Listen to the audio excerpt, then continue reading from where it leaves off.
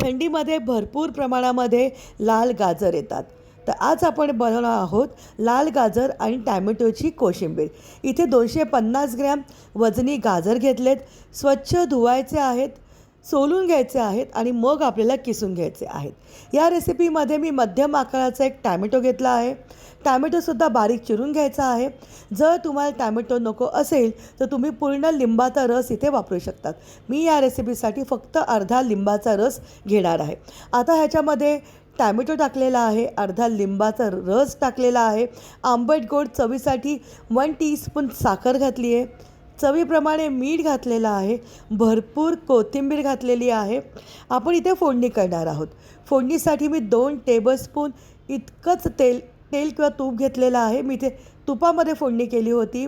जिरं घातलेलं आहे 1 टीस्पून, 2 ते 3 हिरव्या मिरच्या घालायच्या आहेत. गॅस बंद करून आपल्याला